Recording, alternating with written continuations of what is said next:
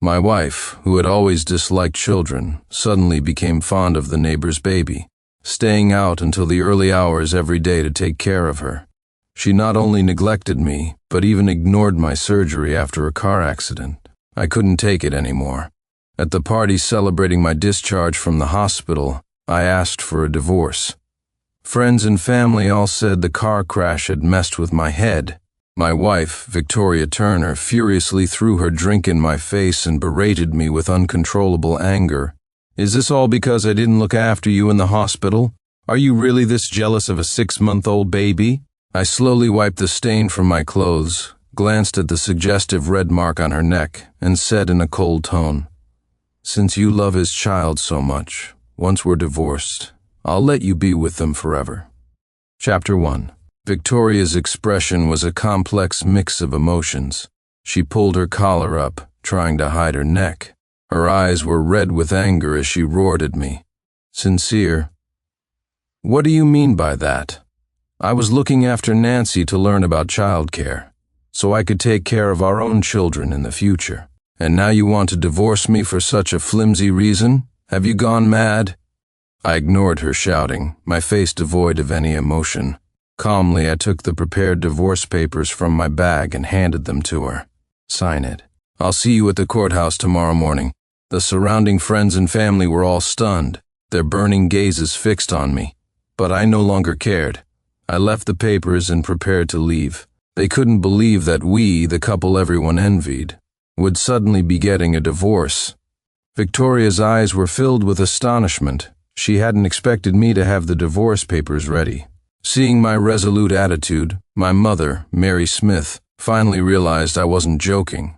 She was the first to pick up the papers from the table. After a quick glance, her face darkened.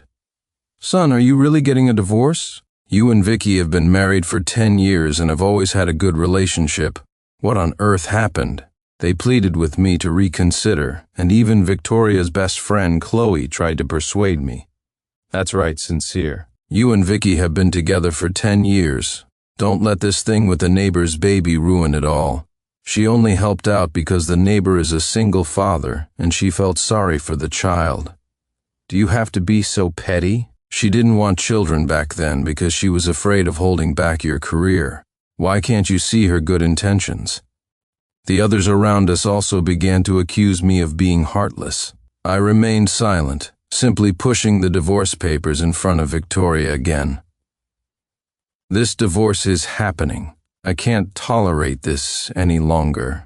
My father, Robert Smith, who had rushed over after hearing the news, slapped me hard across the face.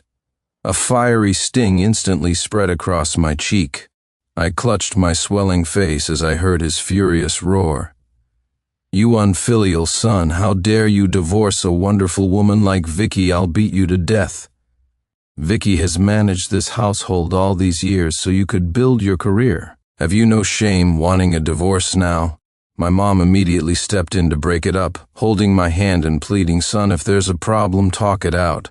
Don't just throw the word divorce around. You'll never find a daughter-in-law this good again. If you're doing this because you found someone new, your mother will not forgive you."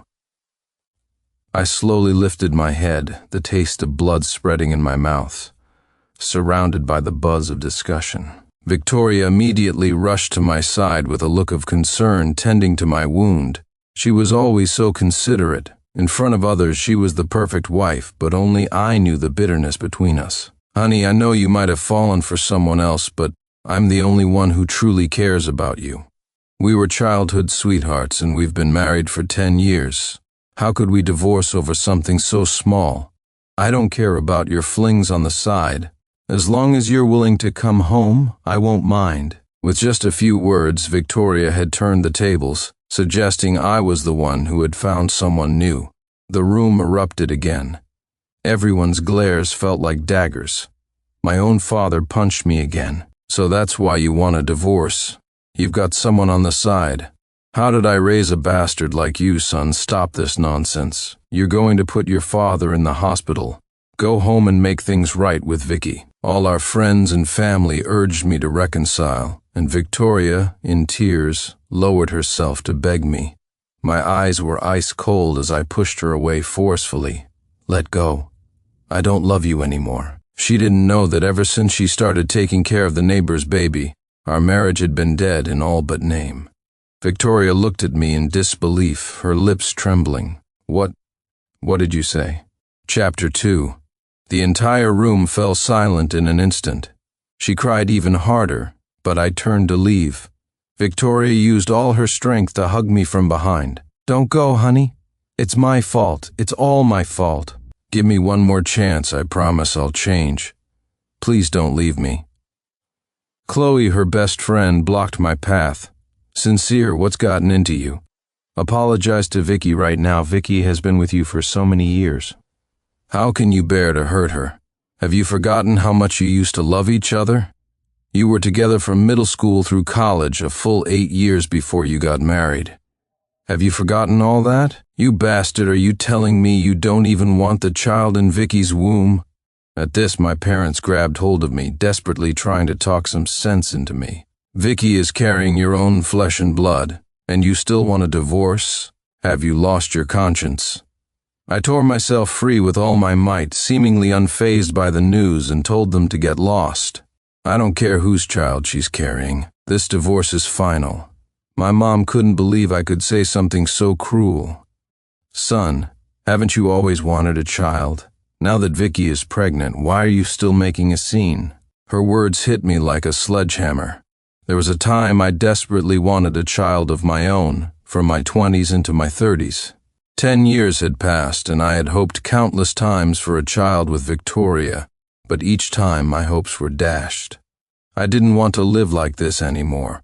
All I wanted now was to be completely free of her. The loud argument attracted the single father from next door, Ethan Jones.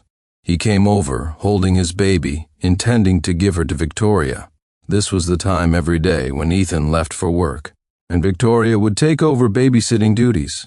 The moment she saw him, she forgot about our argument and immediately took the baby from his arms. The tenderness in her eyes was something I had never seen before, as if she were looking at her own biological child. A sharp pain, as if my heart had been pierced, shot through me, and I nearly lost my footing. Victoria and I had conceived before, but both pregnancies ended in miscarriages. Mr. Smith, Ethan said, I heard the argument just now. I didn't realize you would mind Vicky helping me with the baby. I'll start looking for a new place today and move out with Nancy right away. I don't want to affect your relationship. Victoria frowned, a look of reluctance in her eyes. Don't be silly. It's just helping with a child. It's nothing. Sincere, don't take your issues with me out on others. You're just recovering from a serious illness. Can you please stop making a scene? She kept crying pitifully, and everyone redirected their anger toward me. My dad's face was flushed with anger. He grabbed my hand, his voice hoarse. Listen to your father. Stop this nonsense.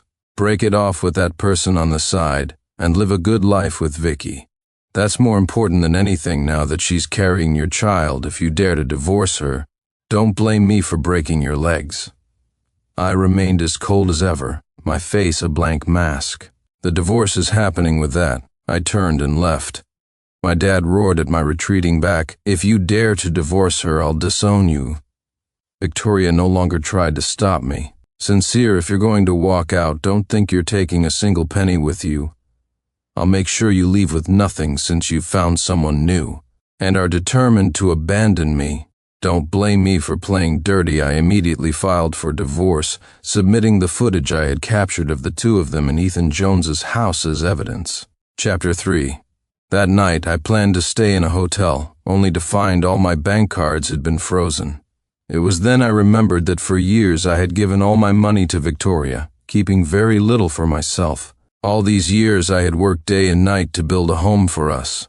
I thought that after our long courtship we could finally have a happy family of our own. I never imagined it was all a joke. I had been alone from the very beginning. After borrowing money from a friend to check into a hotel, I opened my phone and saw a video of the daytime argument. Someone had secretly recorded it and posted it online, and it was now a trending topic. The comment section was filled with abuse directed at me. Some people even threatened to dox me and ruin my reputation. He's divorcing his wife just because she looked after the neighbor's kid? Is he even human? I bet he's the one who cheated and is using this ridiculous excuse to get a divorce. So shameless, I heard his wife is already pregnant. He's abandoning his pregnant wife. He probably has a bunch of illegitimate kids already. The story spread like wildfire. Even the hotel room service attendant gave me a look of contempt. I opened my laptop and a sharp, piercing pain shot through my body. The hundreds of video clips showing the two of them intimately left me breathless. Every night, after she put Ethan's daughter Nancy to sleep, she would slip into his bedroom. I had accidentally connected to his home's security camera feed while helping him fix a pipe. From then on, I could watch them together every night. The way Victoria looked at Ethan was with a special tenderness, a look I had never seen in all our years together. Although she acted like a virtuous and considerate wife in public, only I knew how cold she truly was. After we got married, she told me in no uncertain terms that she didn't want children and forbade me from getting any funny ideas. Unfortunately, she later got pregnant by accident. I begged her to keep it, but she had an abortion without hesitation. That became the great pain of my life. From that day on, she never let me touch her again.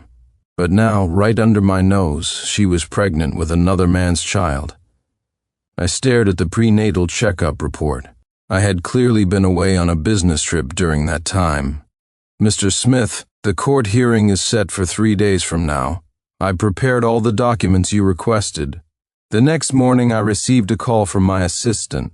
The company was losing investors due to the pressure from public opinion. Victoria arrived at the office before I did. Honey, don't go in yet. It's swarming with reporters. But I shoved her aside. Victoria fell to the ground in a heap. The commotion instantly drew everyone's attention. She clearly hadn't expected me to push her. Sincere, do you have to be so cruel? I'm carrying your child. Can't you show me a little compassion? Ethan had followed her and helped her up from the floor. The argument immediately attracted the reporters and angry netizens, who aimed their cameras at me, cursing me for being cold-blooded and heartless. Don't blame my husband, Victoria sobbed to the crowd. It was my fault for losing my balance. Please don't blame him. Looking at her hypocritical facade, I almost threw up from disgust. If you don't want a divorce amicably, then don't blame me for suing. Victoria dropped the act. In front of the media, she declared, "Fine. If you won't take the easy way out, then don't blame me for making sure you leave with nothing." Chapter 4.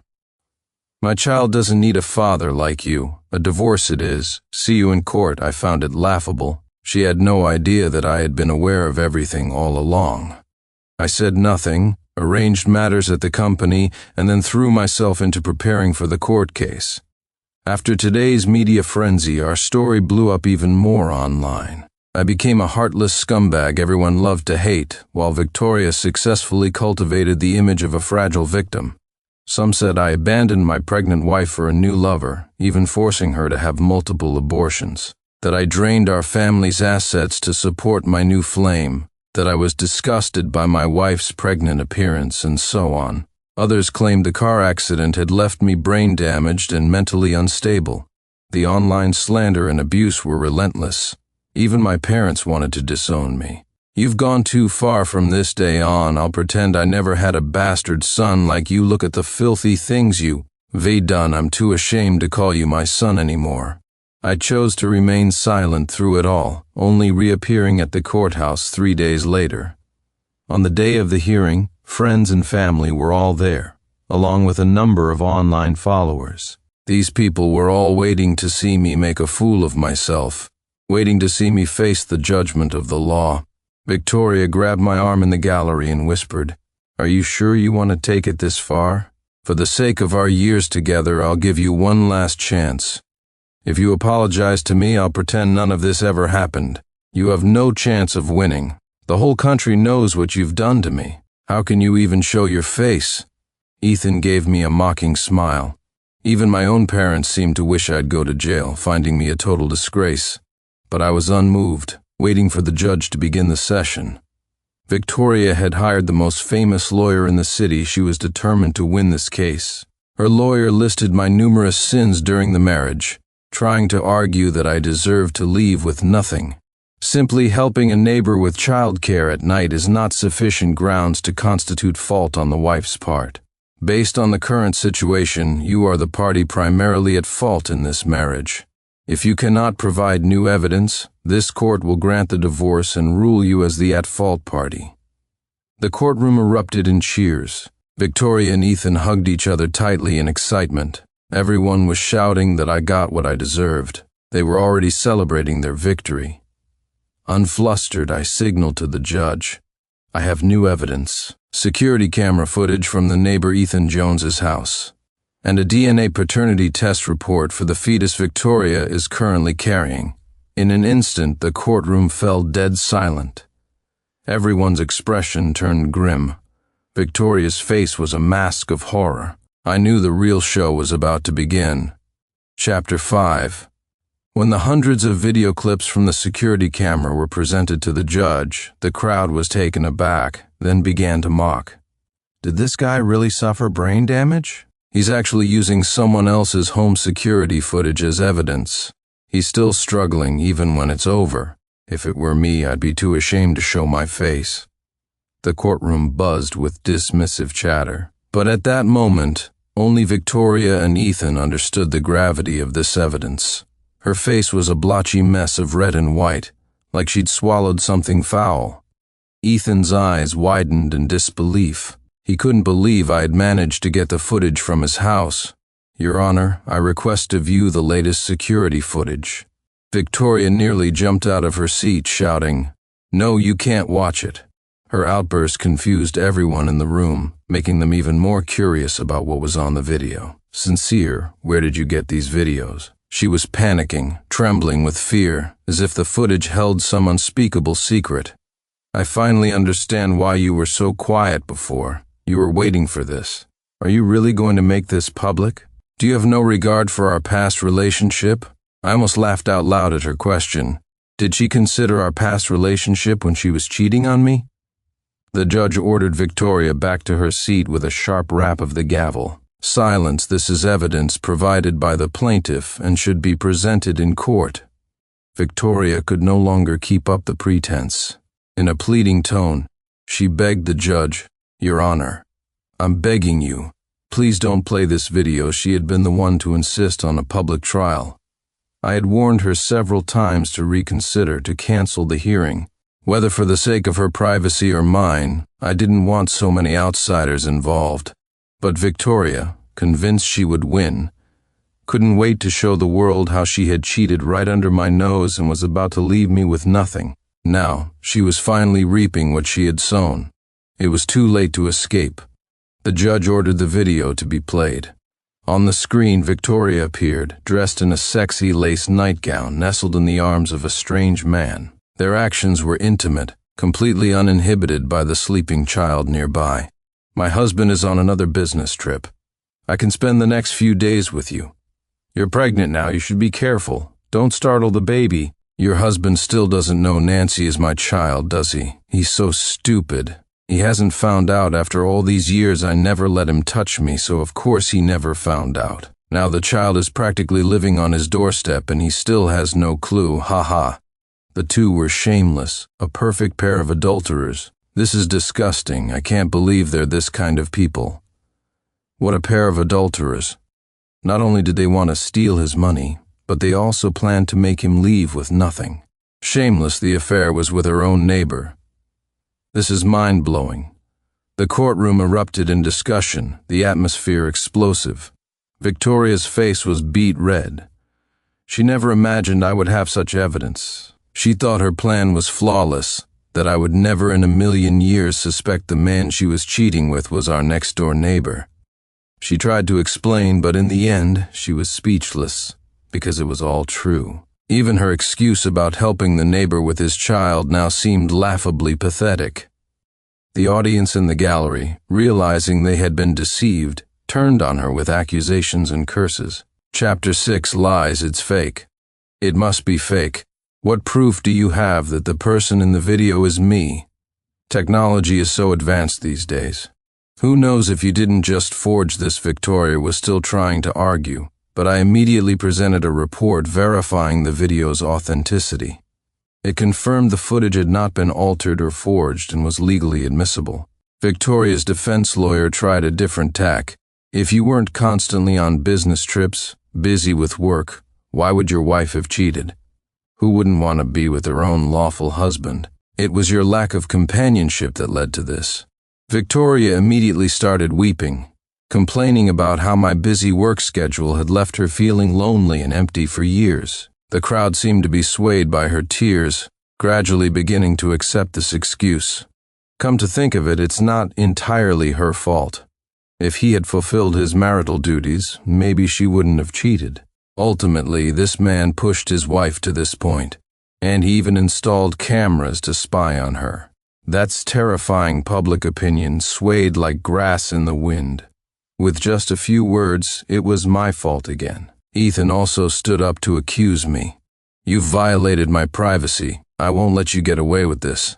And what kind of man shows a video like this in public to humiliate his own wife? You're not a man at all. Did you ever think about Vicky's feelings? No wonder she didn't want you to touch her. Looking at their disgusting faces, I didn't want to stay a second longer. The curses directed at me grew louder. Even my own parents scolded me for doing the wrong thing. How could you show these videos? How is she supposed to face the world after this?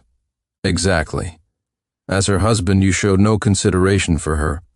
The crowd was in an uproar, ready to tear me to pieces. In their eyes, I was an unforgivable monster. But when I presented the DNA paternity tests for both Nancy and the fetus Victoria was carrying, the entire courtroom was stunned. No one dared to pin the label of immorality on me again. They all froze, never imagining such a dramatic turn of events. The man they had all been condemning was the real victim, and Victoria was the real cheater. Because what Victoria had done to me was utterly unforgivable. For so many years I had longed for a child of my own, yet she had two with another man. No man could ever accept this. Victoria looked at me in shock. She never thought I knew about all of this. Honey, I was wrong. I'm so sorry. Can you please forgive me? The spectators in the gallery could not forgive her. They finally understood the immense pain I had been enduring. Faced with such a wife, I could never forgive her. Divorce was the only option. My parents finally understood my suffering, and tears of regret streamed down their faces. They deeply regretted their harsh words, their accusations, and even their threat to disown me. Son, Mom and Dad were wrong. We didn't know you were going through so much pain. Victoria, you shameless woman, to do something like this right under our noses. It's disgusting. And after our son treated you so well, spent so much money on you, you were so ungrateful you even schemed to make him leave with nothing at this point. Victoria was sobbing uncontrollably. Her plan had been to teach me a lesson, to humiliate me and ruin my reputation. She would not only get a divorce but also leave me penniless and be with Ethan forever, a perfect 2-for-1 deal. But she never expected that I was fully prepared, just waiting to watch her reap what she had sown. Chapter 7. After reviewing all the evidence, the judge understood everything. This court hereby grants the divorce. The defendant is the at-fault party. With the fall of the judge's gavel, Victoria, as the at-fault party, was ordered to leave the marriage with nothing. Victoria couldn't accept it. She never imagined it would turn out this way. She nearly fainted, collapsing pale-faced onto her chair, tears streaming down her face. How could this happen? How did you know everything all along? You must have spied on my phone, otherwise there's no way you could have known I ignored her and started to leave with my assistant, but she blocked my way. Honey, I'm sorry. This is all my fault. But you have to believe that I love you. I just wasn't in my right mind. I made a terrible mistake. Please forgive me, okay? Don't you want a child? I can have one for you, can't I? Victoria wept bitterly, grabbing my hand and kneeling before me, endlessly repenting. I was as cold and unmoving as a block of wood, not even glancing at her. Seeing this, my parents rushed over and kicked her hard. You wretch, how dare you still approach our son? You have no shame. Not only did you cheat, but you got pregnant with that adulterer's children twice. If our son hadn't found out, you would have deceived him for his entire life, wouldn't you? And I treated you like my own daughter. I never thought you were this kind of person, knowing she had lost everything." Victoria clung to me, refusing to let go. "Honey, I won't let go. I'll die before I let go. I know you still have feelings for me. I promise, if you agree to remarry me, I will never contact that man again." I kicked her away. No matter how much she cried and screamed, I didn't look back. This woman had left me utterly heartbroken and disappointed. There was no possibility of me ever going back. Seeing that I was completely unmoved, Victoria flew into a rage. "Sincere Smith, don't be so arrogant, since you won't budge even when I beg. Don't expect me to ever come back. I'd rather have Ethan's children than let you touch me. You disgust me. Get lost. The farther the better, and never come back." Her words were like needles stabbing deep into my heart, the pain suffocating. How could so many years of feelings just disappear? I remembered our entire past, from childhood sweethearts to the wedding altar. I still remembered our vows to grow old together. From the innocence of young love to the maturity of building a home, I had focused on my work to give her a better life. Perhaps I did neglect her, but none of that was an excuse for her to cheat. A broken mirror cannot be made whole again, and a shattered relationship cannot be mended. For a long time after the divorce was finalized, I didn't see Victoria again. I assumed she and Ethan were living happily ever after, finally together as they had wished, so I didn't ask about her. The past was in the past. I accepted a date my parents arranged for me and met Summer Holloway, a junior from my younger days whom I hadn't seen in years. With our parents' encouragement, I decided to get to know her better. I had her join my team at the company to gain some experience. I no longer wanted to stay in this city and decided to travel to a new city in 2 days to investigate a project.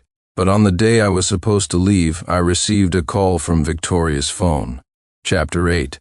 It was a doctor on the other end of the line telling me that Victoria had suffered a miscarriage. They couldn't reach any of her family members, so they had to call me to come and cover her medical bills. Seeing her crying in such a wretched state, I felt not a shred of pity. I turned and walked away. She took out her phone to call Ethan, but the call wouldn't go through. She sobbed hysterically, her heart-wrenching cries echoing through the hospital room, filled with misery and desolation. I didn't ask where she had been these past days. It was no longer any of my business. The internet was flooded with accusations and insults against her. Victoria was facing unprecedented cyberbullying. Shameless serves her right, cheating on her husband. That kind of woman is toxic. A woman with such a venomous heart should just die. Her husband was so good to her, and she was still thinking about having an affair. On my way home, I received 2 pieces of news at once. Victoria had gone into shock, and her mother, Helen, had suffered a sudden heart attack. Helen Turner had poor health and had been recuperating in the countryside for years, making her difficult to contact. When I got home, Summer had already made soup and was waiting for me. Just as I sat down to eat, I received a call from Helen. "Sincere, please come see me. I'm not going to make it. I just want to see you one last time." Her breath was faint, her voice so weak it sounded as if she didn't have long to live. I put down my bowl and chopsticks. After a fierce internal struggle, I went to the hospital. Although Victoria had betrayed me and treated me poorly, her mother had treated me like her own son since before we were married. She was also the one who had ultimately pushed for Victoria and me to get married. By the time I arrived at the hospital, Helen was already in a state of shock. The doctors had issued several critical condition notices. She needed an expensive medication that required a family member's signature and immediate payment, or her life would be in danger. I wanted to sign and save her, but I was already divorced from Victoria. Helen and I were no longer related in any way. I wanted to help, but I couldn't. Victoria had been rushed to the emergency room due to her miscarriage, and couldn't come out to save her mother. After her father passed away, it had just been Victoria and her mother, with no other relatives. After being mobbed by the media, not only had she gone into shock, but she had also suffered a severe head injury from a fall. After her miscarriage surgery, she needed brain surgery as well. I stood outside the door, quietly watching it all unfold. She had brought all of this upon herself. By the time Victoria's surgery was over, her mother had been pronounced dead because no family member had signed for her treatment. When Victoria was brought to the hospital, she was already hemorrhaging badly. The baby couldn't be saved. On top of that, because she had missed the optimal window for treatment, her uterus had to be removed. When she woke up, she broke down completely, her eyes red from crying as she stared at the medical report. And when the doctor told her that her mother had also died because the rescue efforts had failed, she froze. Victoria shrieked at me, "Sincere, you bastard, why did you watch her die and do nothing?" I sneered. "I watched her die. Don't forget, you were the one who wanted the divorce. We're divorced. What right did I have to sign the papers and pay to save your mother? Don't blame me. The person who really killed your mother was you." Victoria stood blankly, her eyes brimming with tears, and she wept her heart out. I wondered if in that moment she regretted divorcing me. If we hadn't divorced, her mother wouldn't have died, and she wouldn't have lost her uterus. As I was about to leave, Victoria stopped me, her voice trembling as she asked, "Wait, where's Ethan? Did he come to see me?" I shook my head coldly and turned to leave, but she refused to believe it. No, that's not true. He must have come to see me. I love him so much, how could he not come to see me? You must be lying to me." Victoria was beyond help. She had brought her current situation entirely upon herself. Ethan had ruined her life so completely, yet even now, she was still thinking about him. It was truly self-inflicted. Instead of grieving for her deceased mother, she was worried about whether an outsider had come to visit her. If I were her mother and had a daughter like that, I probably wouldn't be able to rest in peace. As I left the room, I found that Ethan had actually sent me a message. Chapter 9. "If you want to see me, fine, but first you have to go see Victoria and make everything clear to her." I agreed to Ethan's request to meet, but I also learned that he had no intention of marrying Victoria. Ethan was already married with a family. I was just curious to see how Victoria would react when she found out. I called Ethan to her hospital room. Victoria was thrilled to see him. She wiped away her tears and ran from the bed to his side, holding his hand affectionately. "Ethan, you came to see me. I knew you would. I know you must still love me. We can get married, and I'll definitely." It was then I realized things weren't so simple. Since Victoria had left our marriage with nothing, she was penniless, and Ethan had already started to despise her. To maintain the relationship, Victoria had resorted to taking odd jobs everywhere. But she had no idea that Ethan was already married, and that to him Nancy was just a burden. Ethan ruthlessly shook off her hand and pushed her away. "Let go, I can't marry you because I'm already married." He flashed his wedding ring and marriage certificate. Victoria's eyes filled with disbelief. "See this? I'm married. I was lying to you before. I don't love you at all. I was only with you for the money. Now that you're broke, who would love you?" His voice was low, devoid of any affection for her, only impatience. The reason Ethan had contacted me was that the scandal had gotten too big. It not only threatened his wife, who lived abroad, but could also end his acting career. He had only intended to have some fun, but now he couldn't get away. He had long since grown to hate Victoria. Victoria froze, tears streaming down her face. "You're lying. You must be lying to me. You said you would marry me. I divorced for you, got pregnant for you, and ended up like this for you. How can you just leave me like this? I know it's my fault. Can't you just forgive me?" She knelt before Ethan, crying her heart out. "I was wrong. I was really wrong. Don't go, don't leave me." Ethan, who had been relatively calm, suddenly changed his demeanor and kicked Victoria to the ground. "You're disgusting. Stop pestering me and get lost. You're the one who dragged me into this mess. I just wanted to have some fun, and now you've ruined me." Ethan turned and left without a shred of lingering affection. Victoria was utterly devastated. She finally understood that Ethan had never loved her. She thought he loved her, but in reality, she was just his plaything. From the day he returned to the country, he had treated her as nothing more than a toy. He played with her when he felt like it, and tossed her aside when he got bored, without a second thought. Victoria cried until she had no tears left. She had now lost everything. As an actor, Ethan's relationship history was far more extensive and chaotic than she had ever imagined. But Victoria had foolishly believed she had found true love, only to end up in this state. After being discharged from the hospital, Victoria tried to call me to pick her up, but she couldn't get through. Because I had already changed my phone number, she had no way of contacting me. Unwilling to give up, she tried to find a respectable job, but the public trial had caused such a scandal that everyone shunned her. Chapter 10. Victoria screamed in despair, unable to believe what her life had become. She searched everywhere for work, only to find that no one would even hire her for the assistant positions she once looked down upon. Due to the horrific reputation from her past actions, nobody wanted her. By the time she realized it, it was too late. She had already lost everything. Victoria cried until she could barely breathe. She was now truly left with nothing. She had no job and had to struggle to raise 2 children. I felt nothing about this. It was all her own doing. Physically scarred and deep in debt, her mental state deteriorated. Meanwhile, my company's reputation grew, and our new project attracted a massive investment. When Victoria realized how well I was doing, she dragged her weary body to find me again.